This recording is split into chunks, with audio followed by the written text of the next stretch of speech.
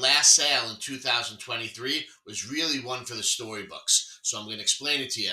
It has to do with creating a bidding war and managing a bidding war and having a successful sale and closing for our client. So our client actually came to us. We've had about a 3-year relationship with this client, first of all, but they first came to us because we had helped her daughter and son-in-law actually buy and sell about 2.5 years ago.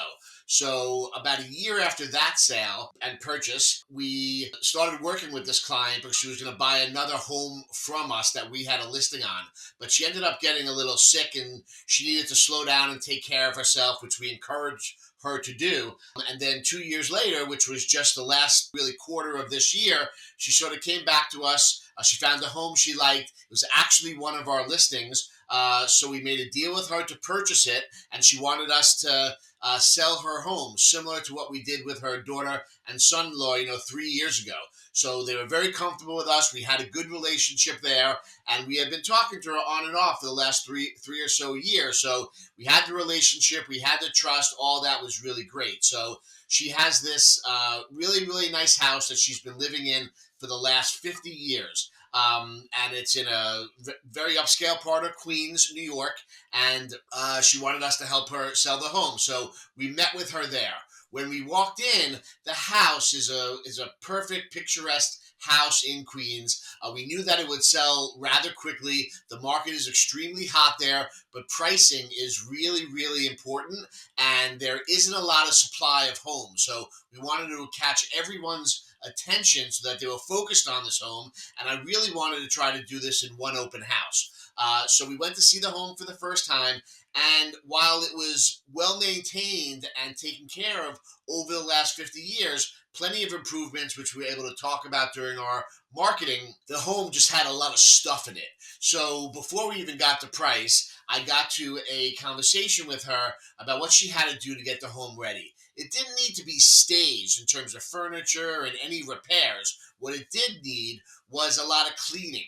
Not that it was dirty, but it just had a lot of stuff in it from 50 years that she had just been accumulating, and she raised her kids in this house during that time. So all that stuff was just in the house, plenty of extra bedrooms, basement, all full of just stuff that she's been keeping all during this time. So we brought in a cleaning company and an organizing company to come in and really help us get the home into its tip-top shape so we can take photos and we can have an open house.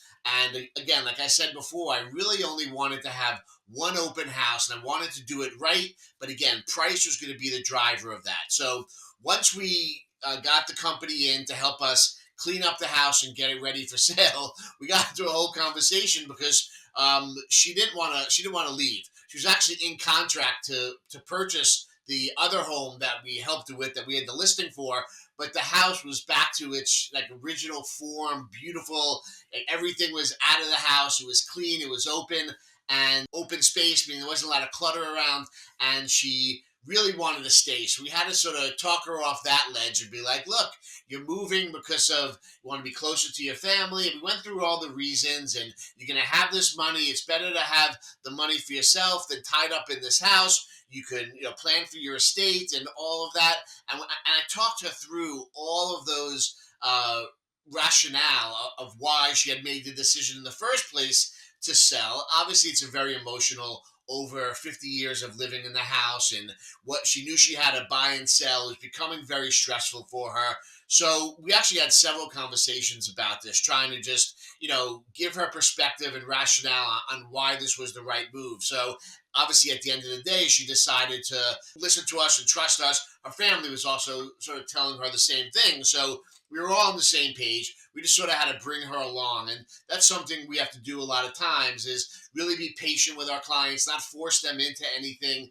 She owns another home out east, so she has other assets. She didn't need to have all of her money and cash tied up in this home, but she had another asset that didn't have a mortgage on it. So financially, she was very strong.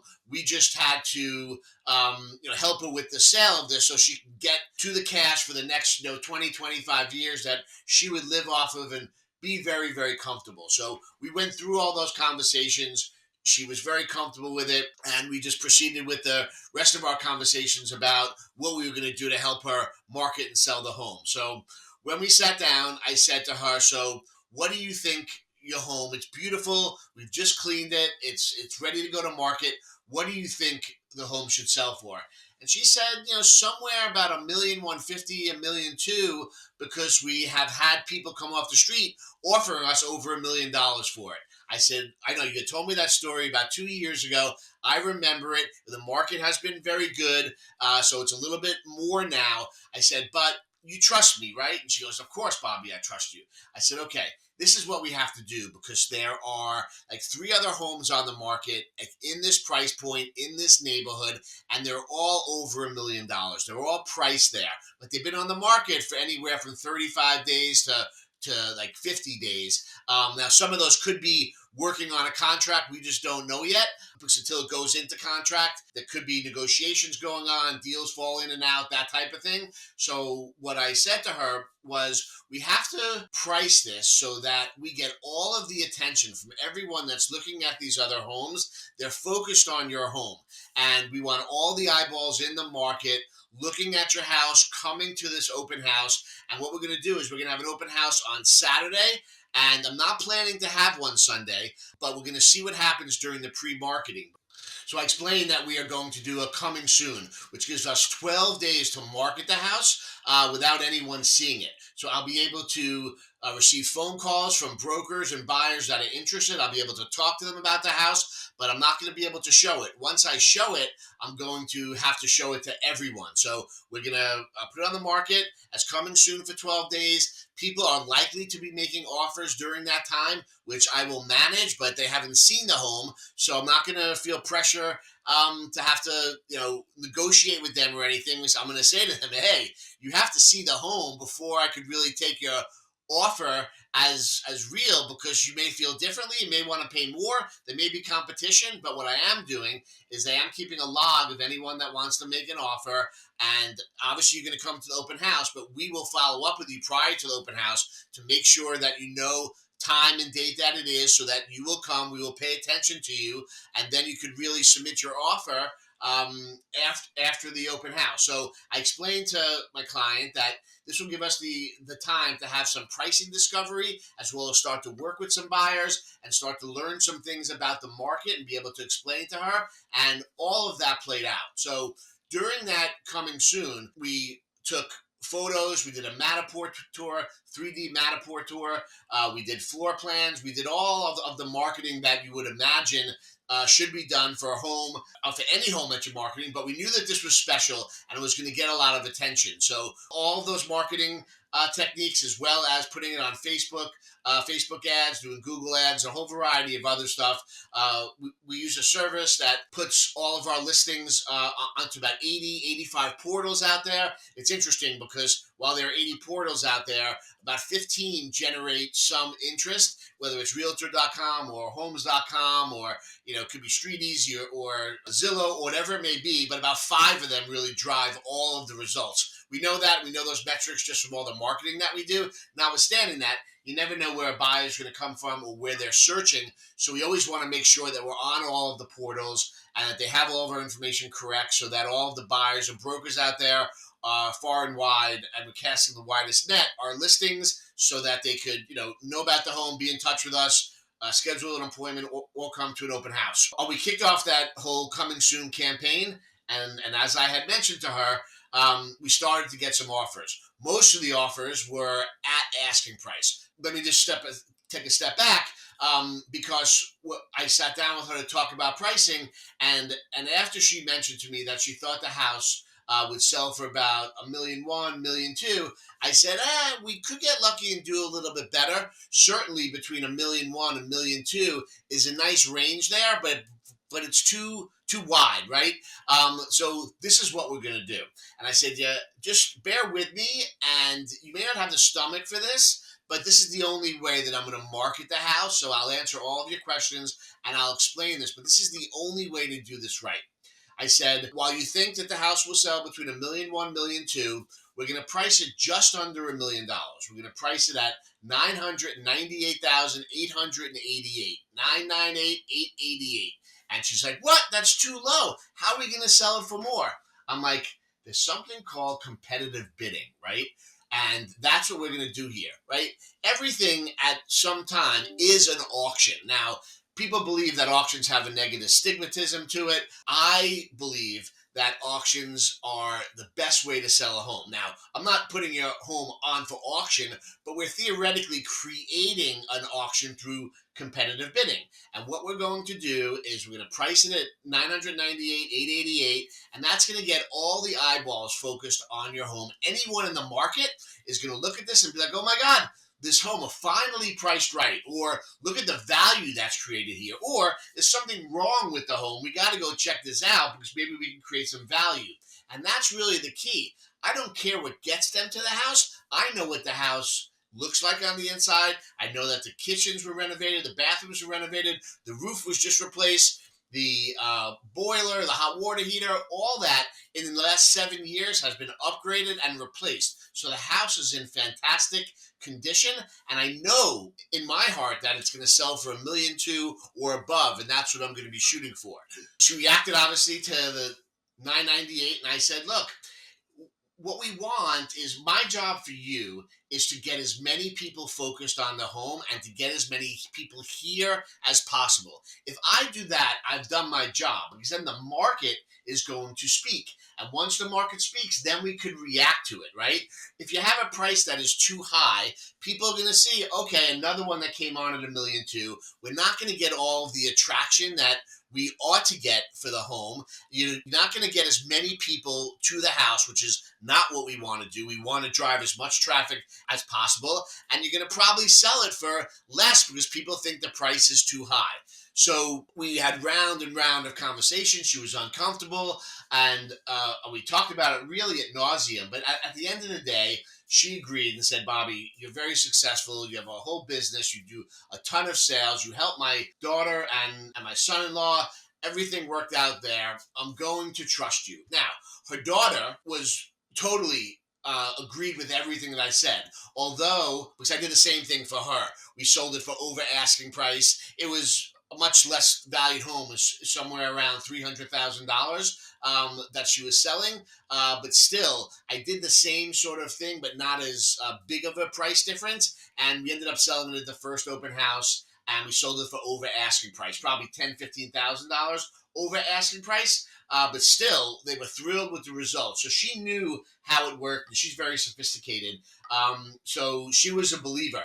And thankfully, she didn't talk during this whole time that I was speaking to her mother, because it gave her mother the ability to just listen objectively and not be persuaded one way or another. So I wanted her to really make a decision on what she wanted to do. I also alluded that I wasn't going to take the assignment if she didn't do it this way, because it just wasn't the right way to market it. And I was really felt really strong and told her how I felt, what my position was. At the end of the day, she agreed with me. She was a little nervous, but she agreed with me, and that's the plan that we set out. We listed it at $999, $888, and we planned for the open house. Okay, so now what happens? Open house day is about 2 days away, and the weather report shows that it's going to be thunderstorms all day. Now, that's happened many times before. I actually bought my house when it was raining. I thought it was always a great time to see the house, because it's not nice out. You see the house sort of in its worst condition. Plus, you can see if there are any leaks or how the house sort of deals with the rain and that sort of thing. So I wasn't concerned. I also knew that there'd be a huge turnout. So I was hoping that the rain would actually prevent some people from coming, just because it's a small neighborhood. They've complained before at open houses when cars and people, and it just gets really hairy out there, putting aside the rain, just with open houses and lines and people walking in the neighborhood and debris and people throwing papers on the floor and littering and all that type of stuff. So the neighborhood's sort of on edge from all these sales and activities that are going on. So I thought it would be great if the weather sort of kept some people away, and just those that really were interested, were in the market, would be coming. So on that day, it's pouring rain from morning until night. our open house is at 1 o'clock. So we got there early. We got to the house about 11 o'clock, so started to set up. We had to put out some signs and, some towels and mats just because the house was going to get a lot of people through and we wanted to keep everything clean, especially because we just cleaned it. So we got everything set up really the right way. We had booties. We're going to ask people to take off their shoes. We had a whole system in place. It was myself and we had two other showing agents. So I had three people there to do the open house. Really, one was outside to potentially manage a crowd. One was at the door dealing with all the sign-in and check-in of everyone. And I was in the house wanting to talk to people as they came in so I can read sort of how they were viewing the house, if they had any questions. And we needed to have someone in the house walking through to make sure everything was safe and there were no bad actors. Or if there were bad actors, we could take care of the situation at hand and everything would work out fine. So we were there early and it's getting close to 1 o'clock. And guess what? A line is forming. By 12:30, people started to show up and it was raining out. So everyone was out there with umbrellas and look, it wasn't raining at a sideways angle. It was just coming down. It was raining like that at times during the open house, but at the beginning at 12:30, it was just rain coming down. They were able to stay reasonably dry. They were all in umbrellas, raincoats, all that sort of thing. By 1 o'clock, we had a line almost around the block. All right. So at the end of the day, we had 70 individual groups of people that showed up at the house. Now, everyone came with multiple people. So we had about 300 people show up at the open house. 70 groups, 300 people. Now, we managed that. From the open house was from 1 to 3. We ended up staying open until 5. Because we had so many people and I kept going outside and just promising everyone that we will get them in. Some people were online for over an hour and a half in order to get into the house. So I would say 5 or 6 times I would walk down and just say, look, everyone, I appreciate you being patient. I know it's raining. We are going to get everyone into the house. Even if 3 o'clock comes, we're not going to shut it down. You're here. We're going to get you into the house. So don't worry about it. If some of you want to go sit in your cars or whatever, that's fine as long as one person is online so that you can keep your place in line. That's fine with me, but we will get everyone in here. So we did all the right things out there for the neighborhood, for the public, for inside the house, because typically we would allow one group in at a time, give them 10, 15 minutes, and then get other people in. We didn't want 30 people walking through the house. So we had to manage that. We allowed 2 to 3 groups, depending on the size, to go through the house. And everyone spent, I would say, 15 minutes, 20 minutes or so walking through the house. As soon as they went out, we had other people come in, and it was a well-oiled machine. We ended up having people online fill out their sign-in sheets. So by the time they came in, all of that was done. So it ended up working really quick. And that actually, we've done this before. That actually worked really well for me because once they came in, I had all their sign-in sheets. So I knew who they were. I knew their names. I knew all that type of stuff. So I was able to have really good conversations with everyone. So at the open house, we had, prior to the open house coming, we had about 3 offers, all at the asking price. One was a little bit over the asking price at like $1,001 versus the $998, $888. At the open house, we had another 7 offers. Now, these were verbal offers. People telling, like in my conversations with them, we're going to be making an offer. Is it high enough? Is it high enough? We're going to be offering, $1,010,000, $1,020,000, whatever it was. I said, look, just submit your offers as you normally would. If I need any other information, I will ask for it.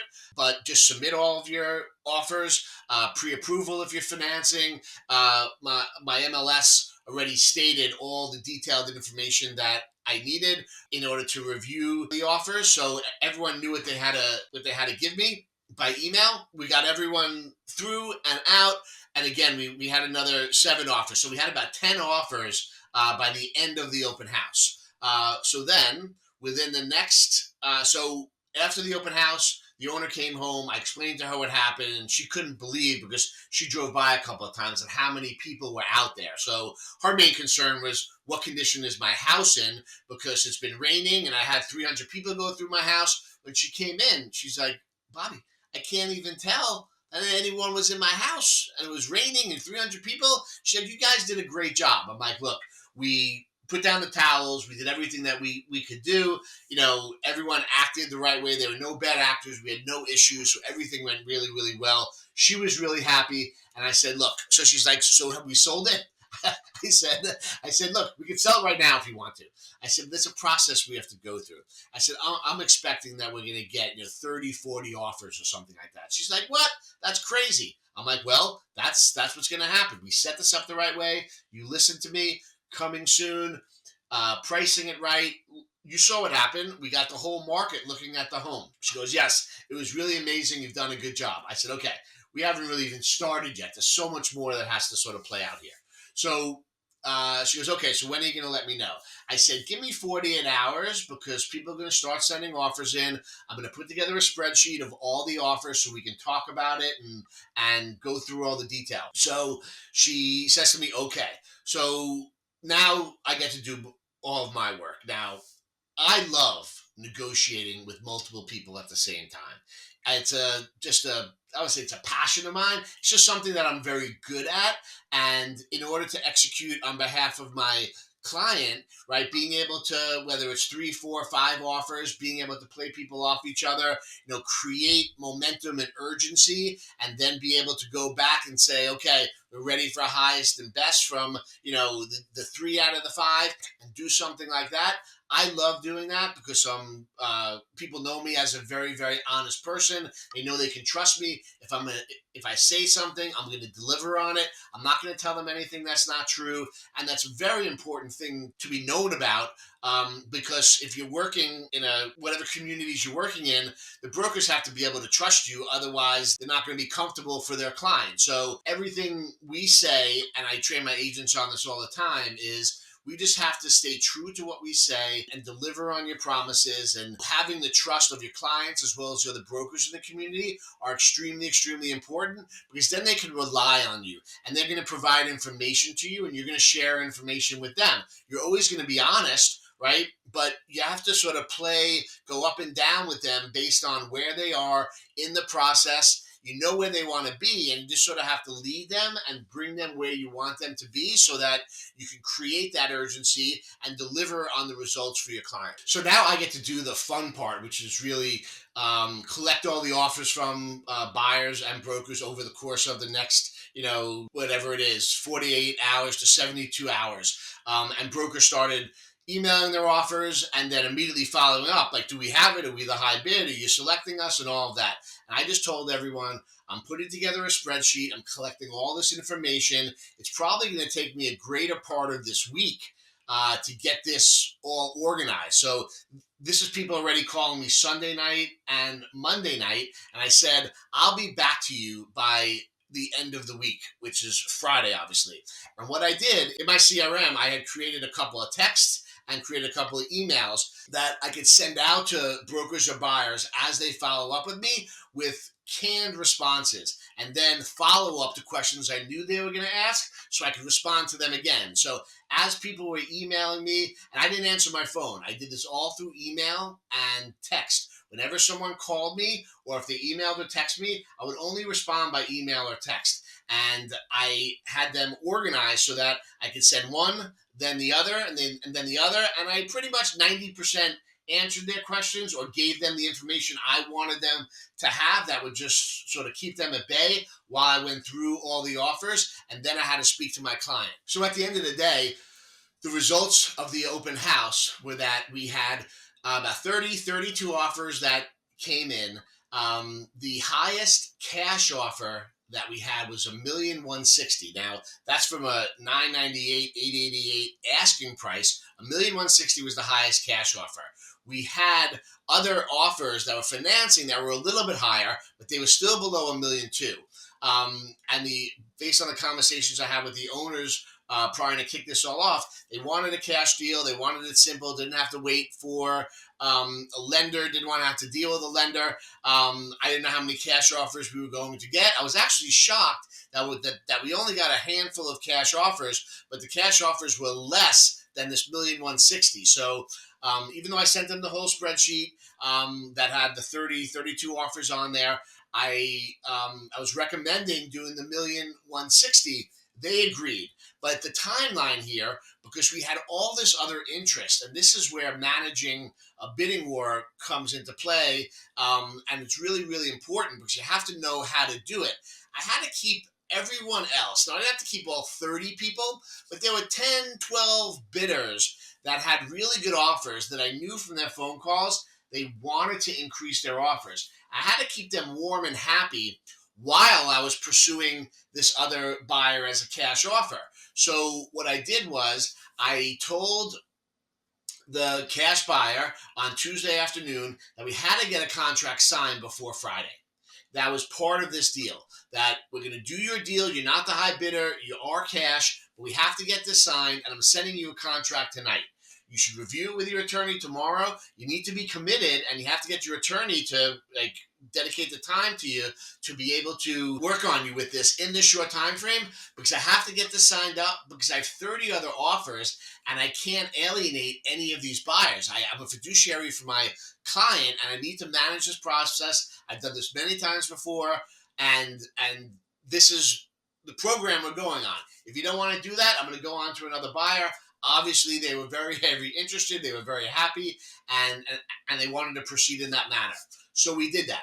I sent out a contract to this buyer for all cash, and all the other buyers I would still communicate with over the course of the next 3 days. Some of them are getting very antsy. Why aren't you getting back to us? And I said, look, I have 32 offers. I'm going through all of them. I've already come back to you with questions about your offer. I'm doing that with all of the other buyers or brokers. So just give me a little time. I will be back to you one way or another by Friday. And because I knew that this cash buyer was going to be signing a contract on it before Friday, I'd be able to manage that. So contract went out. We were negotiating it. Happened very, very efficiently and quickly. And then by Thursday, they were supposed to sign it. On Thursday, I get a phone call from the broker that they wanted to come and see the house again. They wanted to bring an inspector. And I was like, no, that wasn't part of the deal. There was no inspection, and you're paying cash, and you're signing this by Friday. That was part of the deal. You were fine with that. You know all the information about the house. All this stuff is new. You can do an inspection after the house. Obviously, the broker is saying, well, they're not going to listen to the inspector, meaning if anything's wrong, they're still buying the house. They just want to know that everything's okay. I go, that wasn't the deal, so I can't move along on that basis, so I'm going to have to go to another buyer. So she goes, okay, let me talk to my client, and I'll get back to you. I'm like, yeah, get back to me in 10 minutes because I have all these other buyers to go back to. Now, every deal dies 3 times in real estate. We know that, right? So when this happens, I don't get alarmed. It's part of the process. People, whether they're retrading or there's buyer's remorse, or they just want to check one thing or the other, I get it. No problem at all. But they're not going to strong arm me. I'm delivering on all my promises. They have to live up to all their promises. And everything has to go along that path. Otherwise, it's just chaos. So she calls me back and she goes, no, they want to bring this inspector. I'm like, what's wrong? Why is this popping up now? And she went into a whole explanation. And I said, look, it seems like there's something going on with your buyers unrelated to the inspection or with the house. So I'm just going to have to pass. I'm sorry, but unless you guys sign the contract today, I am moving in a different direction. Now, this was Thursday. So she came back to me and she goes, nope, there is some issues going on behind closed doors. Not all about the inspection. There's some other things going on. I said, look, it's getting too messy for me. I got other buyers and higher offers, so I'm sorry it's not working out. I'm going in a different direction. Okay, so now I'm back to square one, right? I thought, and the seller's all happy. So what's my next step, right? You always have to have a plan for what's going to happen next. I knew what I was going to do if this was going to fall apart and die. There were 10 buyers that I felt really strong. Again, some of them were higher than the 1,160,000. So I went back to everyone with one email saying, congratulations, you have made it to the highest and best round, right? So you see what I did there? All the buyers and brokers, they were listening to me and believed that I had a set of a process to get back to them on Friday, which is all true and which I did. If this buyer would have moved forward, I would have called them on Friday and said, look, we picked a buyer. They wanted to act quickly. We signed a cash deal. It's all in contract. I'm sorry, but good luck. Hope you find another house. So either way it went, I didn't promise them anything other than getting back to them on Friday. So I knew that I can pivot one way or the other. I was either going to tell them that I had a deal and wish them luck going forward with their client for another house, or tell the buyer that, good luck on your pursuit of finding your dream home, or I was going to come back to them with the highest and best. So it turns out for them, they didn't lose the house. They now had an opportunity. So, being the opportunity to participate in the highest and best round. I went back to 10 of the buyers with buyers and brokers with the highest and best, giving them 24 hours.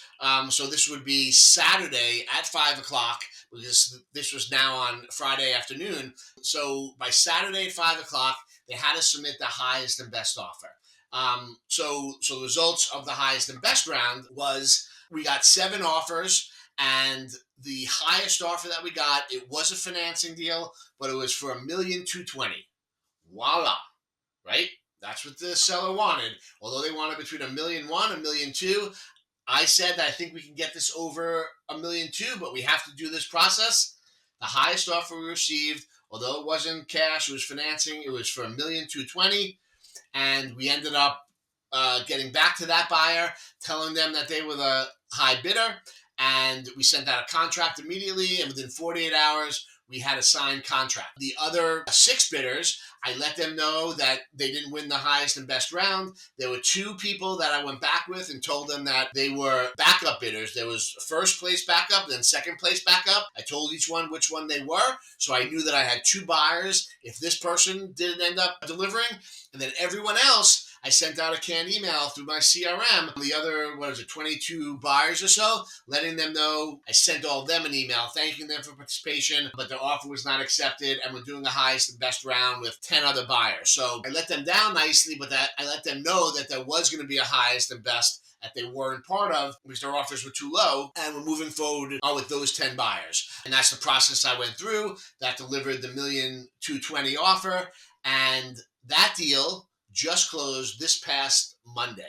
So the seller is thrilled. She closed on Monday on the sale. She then closed on the purchase for my initial listing on Wednesday, and we arranged it so that she's able to live in her house for another, I think it's 10 days, so that she can, even though she now owns the other house and she sold the one that she's living in, she's living there for 10 days, and she could pack up, she could move without any stress, get into the house, get into the new house, and the buyer's going to come back and do their walkthrough as she's moving out.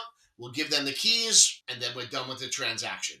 We bought and sold. We had a bidding war. We did much better than my client was expecting, more along the lines of what I was expecting. I was just happy to deliver proceeds, going to create a nice nest egg for her to have for the rest of her life. Again, she still has other assets, so that's fine. She's thrilled right now. I'm really thrilled. So this was our last sale of the year, along with the other sales. So we had 2 really great closings at the end of the year. This past week, even though we had about 7 closings in the past 2 weeks, the end of the year was just really, really busy for us. So that is the way to create and manage a bidding war.